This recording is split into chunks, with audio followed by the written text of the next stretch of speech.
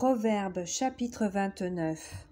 Un homme qui mérite d'être repris et qui raidit le coup sera brisé subitement et sans remède. Quand les justes se multiplient, le peuple est dans la joie.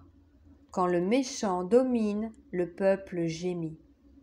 Un homme qui aime la sagesse réjouit son père, mais celui qui fréquente des prostituées dissipe son bien.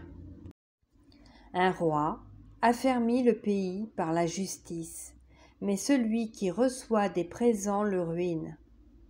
Un homme qui flatte son prochain tend un filet sous ses pas. Il y a un piège dans le péché de l'homme méchant, mais le juste triomphe et se réjouit. Le juste connaît la cause des pauvres, mais le méchant ne comprend pas la science. Les moqueurs soufflent le feu dans la ville, mais les sages calment la colère. Si un homme sage conteste avec un insensé, il aura beau se fâcher ou rire, la paix n'aura pas lieu. Les hommes de sang haïssent l'homme intègre, mais les hommes droits protègent sa vie. L'insensé met en dehors toute sa passion, mais le sage la contient. Quand celui qui domine a égard aux paroles mensongères, tous ses serviteurs sont des méchants.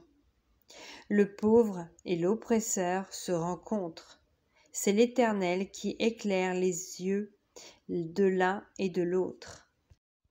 Un roi qui juge fidèlement les pauvres aura son trône affermi pour toujours. La verge et la correction donnent la sagesse. Mais l'enfant livré à lui-même fait honte à sa mère. Quand les méchants se multiplient, le péché s'accroît. Mais les justes contempleront leur chute. Châtie ton fils, et il te donnera du repos, et il procurera des délices à ton âme. Quand il n'y a pas de révélation, le peuple est sans frein. Heureux s'il observe la loi. Ce n'est pas par des paroles qu'on châtie un esclave. Même s'il comprend, il n'obéit pas.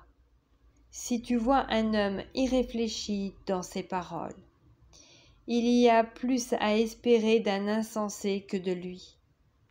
Le serviteur qu'on traite mollement dès l'enfance finit par se croire un fils. Un homme colère excite des querelles, et un furieux commet beaucoup de péchés. L'orgueil d'un homme l'abaisse, mais celui qui est humble d'esprit obtient la gloire. Celui qui partage avec un voleur est ennemi de son âme. Il entend la malédiction et il ne déclare rien. La crainte des hommes tend un piège, mais celui qui se confie en l'Éternel est protégé. Beaucoup de gens recherchent la faveur de celui qui domine, mais c'est l'Éternel qui fait droit à chacun. L'homme inique est en abomination au juste, et celui dont la voie est droite est en abomination au méchant.